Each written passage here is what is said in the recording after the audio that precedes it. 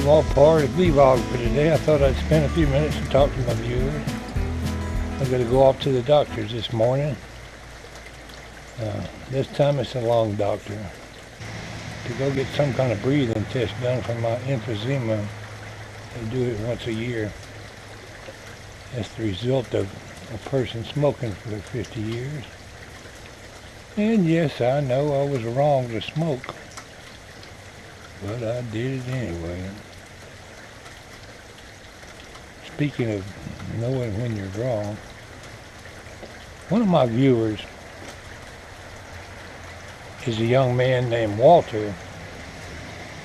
He's a member of the Cherokee people. I'm not sure what state they live in. His dad is Running Bear on YouTube. And little Walter's class in school watched some of my videos and discussed it.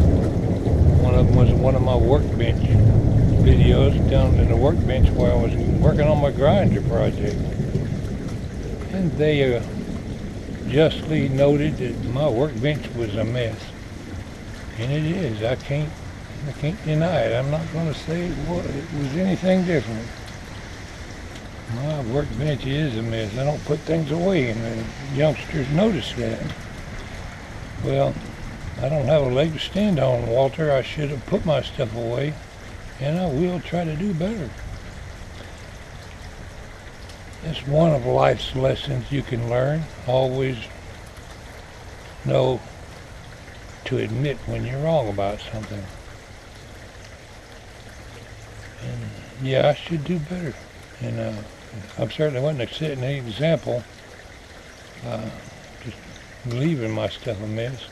I can set an example by being man enough to admit when I'm wrong. It was one thing my father could never do. Admit when he was wrong about something.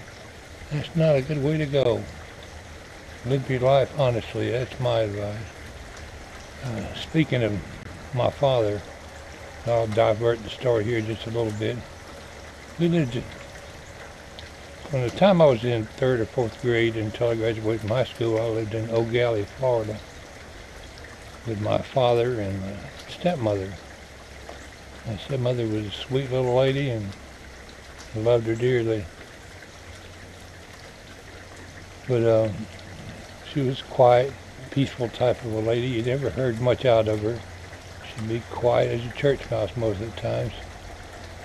But my father was come in from outside or from work or something. He banged on the table and said she had just got through spending a considerable amount of time making the family a big nice dinner. This was in the late afternoon. The table's all set with mashed potatoes and roast and vegetables and gravy and biscuits. Well, my father had a habit of buttering his biscuits when he'd sit down, and he wanted them hot. He banged on the table and said, "These biscuits are cold." And when he banged on the table, one of her plates fell off and broke on the floor.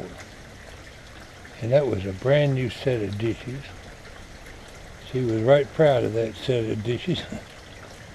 And my brother and I were quietly watching this conversation from one end of the table to the other. She was at one end and he was down at the other end of the table, sitting at the head of the table. When that plate went clang and hit on the floor, the next thing he knew was these words out of this sweet little woman's mouth that I had never heard her utter before come screaming out of her mouth. And they weren't polite words. She was telling him exactly what she thought. The next thing I know, here comes a bowl of gravy, still full by the way, sailing his direction. She threw every dish on the table at him. "Break my dishes, will you? I'll teach you to break my damn dishes." And she threw every plate she could find at him.